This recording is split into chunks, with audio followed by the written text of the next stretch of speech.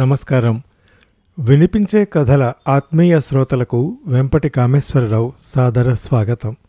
ఈనాటి 607వ వినిపించే కథ వికే 607 శ్రీ భాగవతుల కృష్ణారావు గారి కథ వందే మాతరం. రచయిత శ్రీ భాగవతుల కృష్ణారావు గారు వినిపించే కథల శ్రోతలకు పరిచితులే. గతంలో వారి కథలు కొన్ని వినిపించాను కదా. ఈ కథ శ్రీమతి చదలవాడ లక్ష్మీ పద్మావతి గారి తండ్రి గారు కీర్తిశేషులు కోనేరు కృష్ణమూర్తి గారి సంస్మరణార్థం వారి సౌజన్యంతో భావుక కార్యనిర్వాహక వర్గం నిర్వహించిన సంక్రాంతి 2024 కథల పోటీలో 1000 రూపాయలు గెలుపొందిన కథ. ఈ సందర్భంగా రచయితను అభినందిస్తూ కథ మీకు వినిపిస్తాను. భారతమ్మ గతుక్కుమంది. చుట్టూ చూసింది. ఎదురుగా పెద్ద గేటు. సంజీవని వృద్ధాశ్రమం అని వ్రాసుంది ఆర్చి మీద. బయట లాన్లో చాలామంది ముసలివారు కూర్చున్నారు. కొందరు పచార్లు చేస్తున్నారు. పనివాళ్ళు పనుల మీద హడావిడిగా బయటికి ఇంట్లోకి తిరుగుతున్నారు. తను ఎందుకు వచ్చింది ఇక్కడికి? ఆమెకేమీ పాలు పోలేదు. తను ఎక్కడికి ఎలా బయలుదేరి వచ్చిందో, ఇక్కడికి ఈ తెలియని ప్రదేశానికి ఎలా చేరుకుందో గుర్తుకు రావటం లేదు. గమ్మత్తుగా తనెవరో తన పేరేమిటో కూడా గుర్తుకు రావడం లేదు. ఆశ్చర్యంగా ఉంది. జనాలు ఎవరి పనుల్లో వాళ్ళు ఉన్నారు. భారతమ్మకి చికాగ్గా ఉంది. దాహంగా ఉంది. అప్పటికి సాయంత్రం అయింది. గేటు దగ్గర గూర్ఖా తన వైపు మాటిమాటికి చూడ్డం గమనించి బయట భుజాల చుట్టూ వేసుకుని నగలు కనపడకుండా కప్పుకుంది. బొత్తింక మీసాలు వీడును రాచిప్ప మొహంతో ఆడదాన్ని అడగనట్టు అలా చూడటమేమిటో మనసులో తిట్టుకుంది. ఏం చెయ్యటం? చీకటి ముసుగు కప్పుకోవడానికి నగరం ఆయత్తమవుతోంది. వీధి దీపాలు కూడా వెలిగాయి. తనేం చెయ్యాలి? తన వారెవరు తన కోసం రారే? పరిపరి విధాల ఆలోచిస్తోంది మనసు. అంతలో ఎవరో స్త్రీ తనని ఆశ్రమం గేటులోంచి చెయ్యూపుతూ రమ్మనడం కనపడింది. 2 అడుగులు అప్రయత్నంగా ముందుకు వేసింది. గేటు దాటి బయటకు వచ్చిన స్త్రీ కూడా తన వయసుదే. సాదాగా ఉందామే. మెడ బోసిగా, నుదుట బొట్టు లేకుండా నేత చీరతో ఉంది. ఆమె దగ్గరగా వస్తూ చేతిని జాపి ఆప్యాయంగా పలకరించింది. ఎవరమ్మా మీరు? భారతమ్మ కంట నీరు తిరిగింది. ఏదో చెప్పాలని ప్రయత్నించింది. కానీ నోట మాట రాలేదు. ఆవిడే చొరవగా భారతమ్మ చేతిని అందిపుచ్చుకుని గేటు దాటించి లోపలికి తీసుకువచ్చింది. వీళ్ళిద్దరూ లోపలికి రాగానే బిలబిలలాడుతూ అక్కడున్న వారందరూ మోగారు. తలో ప్రశ్న వేస్తున్నారు. లోపలికి తెచ్చినావిడ చెయ్యెత్తి అందరినీ ఆగమని చెప్తూ పనిపిల్లని పిలిచి మంచినీళ్లు తెమ్మంది. గ్లాసుడు చల్లటి నీళ్లు తాగేసరికి భారతమ్మ ప్రాణం తెరిపిన పడింది. ఆమెను తీసుకువచ్చినావిడే నెమ్మదిగా అడిగింది. మీరెవరమ్మా? పేరేమిటి? పసిపిల్లల ఆమెను చూస్తూ తెలీదు అంది మెల్లగా. ఆ మాటతో ఆశ్చర్యం కనిపించింది అందరి కళ్ళల్లో. ఎక్కడి నుంచి వస్తున్నారమ్మా? మళ్ళీ అడిగింది. గుర్తు రావడం లేదు అంది భారతమ్మ. మీ వారు? మంగళసూత్రాల వైపు చూసి అడిగింది ఆమె. కళ్ళు చెట్లించి ఏమో అంది. పిల్లలున్నారా? తల ఊపుతూ విసుగ్గా తెలీదు, నాకేం గుర్తు లేదు అంది భారతమ్మ. ఆమె పట్టు చీర నగలు గమనించిన వారు ఎవరో పెద్దంటి ఆడపడితే మతిస్థిమితం కోల్పోయి తిరుగుతోందని గ్రహించి మరీ ప్రశ్నలు వేయకుండా పర్వాలేదమ్మా, మీరిక్కడే ఉండండి, మీకేం భయం లేదు అన్నారు. భారతమ్మ భారంగా నిట్టూర్చింది. జరుగుతున్నదంతా కలలా ఉందామెకి. ఎవరో లోపలికి తీసుకువెళ్లారు. భోజనం పెట్టారు. బావులేక కాబోలు బలవంతం చేస్తే 4 మెతుకులు కతికింది. మంచం మీద పక్క వేసి పడుకోమంటే అలసట వల్ల చేరబడింది.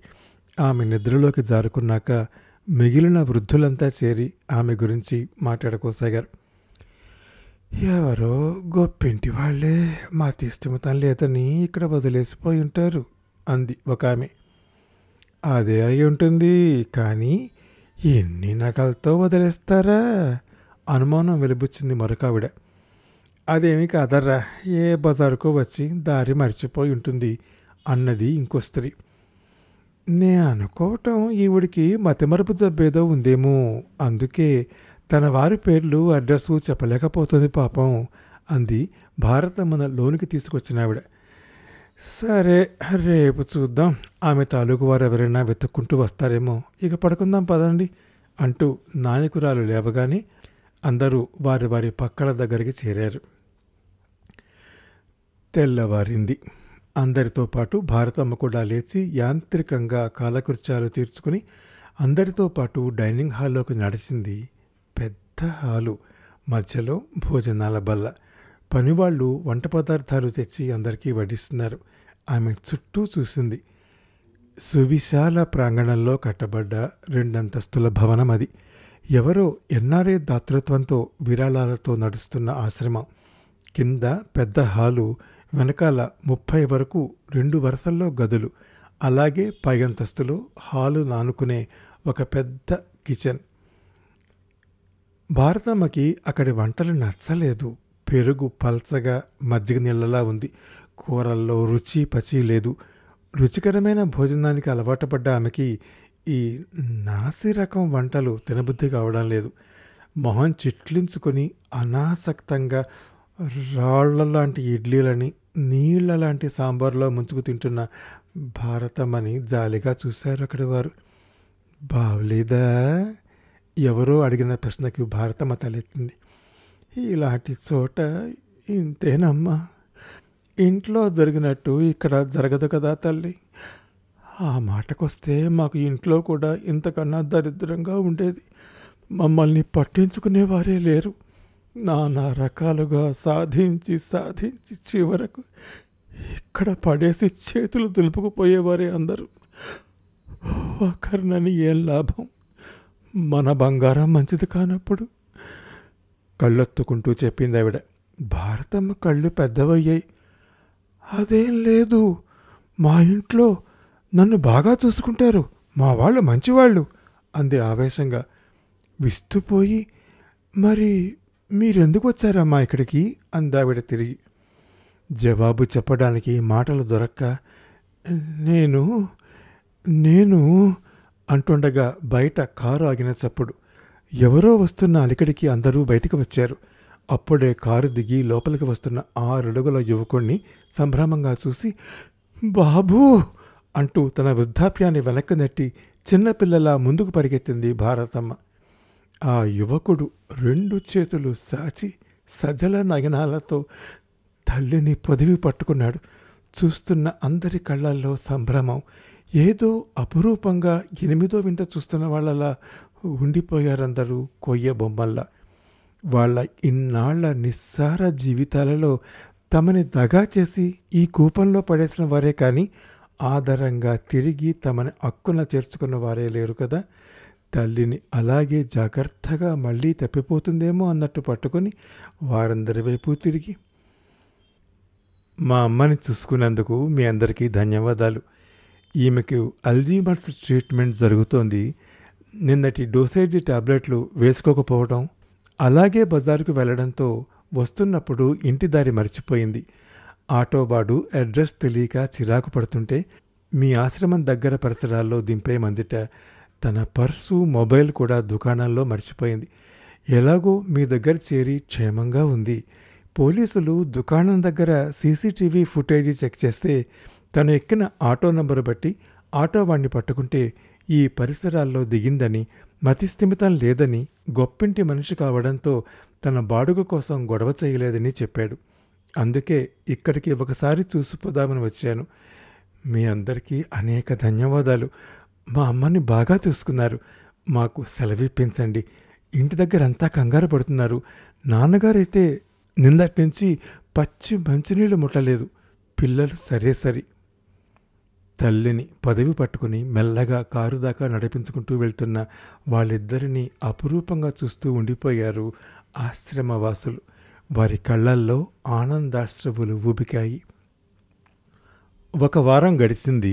సంజీవని ఆశ్రమం గేటు ముందు ఒక కారు వచ్చి ఆగింది. కారులోంచి ఒక వృద్ధుడు, భారతమ్మ, భారతమ్మ కొడుకుగా పరిచయమైన యువకుడు దిగారు. అందరూ ఆశ్చర్యంతో చూస్తుండగా చిరునవ్వులు చిందిస్తూ ముగ్గురు ఆఫీస్ రూమ్ వైపు నడిచారు. అక్కడ నిర్వాహకులు వీరిని సాదరంగా ఆహ్వానించారు. తమని పరిచయం చేసుకున్నాక వృద్ధుడు గొంతు సవరించుకుని, అయ్యా, నా భార్యకు 1.5 రోజులు ఆశ్రయం కల్పించినందుకు ముందుగా ధన్యవాదాలు తెలుపుకుంటున్నాను.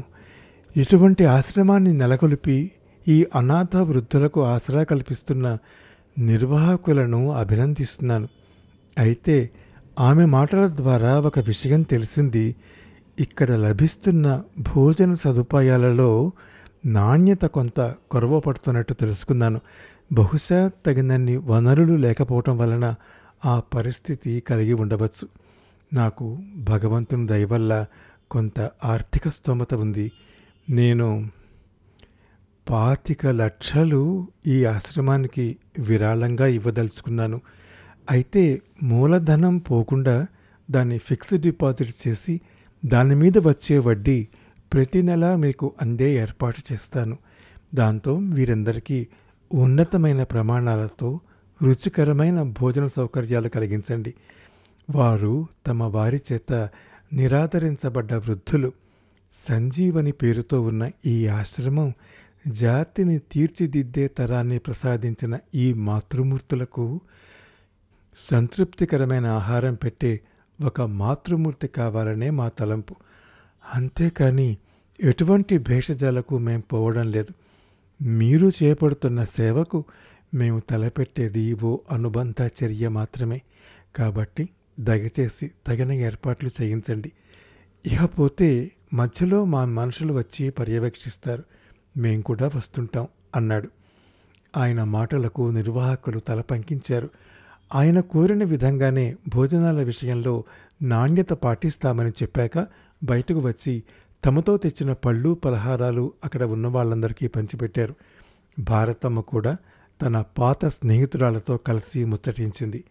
తిరిగి వెడుతూ నెలకోసారైనా వస్తానని వాగ్దానం చేసింది. కారు వెడుతున్నంతసేపు ఆశ్రమవాసుల చూపులు అటే ఉన్నాయి. వారి కళ్ళల్లో కొత్త ఆనందం మెరిసిపోతూ కదలాడింది. శ్రీ భాగవతుల కృష్ణారావు గారి కలం నుండి జాలువారిన వందే మాతరం కథ విన్నారు. శ్రీమతి చదలవాడ లక్ష్మీ పద్మావతి గారి తండ్రిగారు కీర్తిశేషులు కోనేరు కృష్ణమూర్తి గారి సంస్మరణార్థం వారి సౌజన్యంతో భావుక కార్యనిర్వాహక వర్గం నిర్వహించిన సంక్రాంతి 2024 కథల పోటీలో 1000 రూపాయలు గెలుపొందిన కథ మన 607వ వినిపించే కథ. ఈ కథ నేను చదివిన తీరు మీకు నచ్చితే లైక్ చేయండి, మీ కాంటాక్ట్స్కి షేర్ చేయండి, మీ అమూల్యమైన అభిప్రాయాన్ని కామెంట్ రూపంలో తెలియజేయండి. నా వినిపించే కథలు ఛానల్కి సబ్స్క్రైబ్ చేసి మీ ఆదరణ, అభిమానం, ప్రోత్సాహం ఎప్పుడూ అందిస్తూనే ఉండాలని మనవి చేస్తూ నమస్కారం.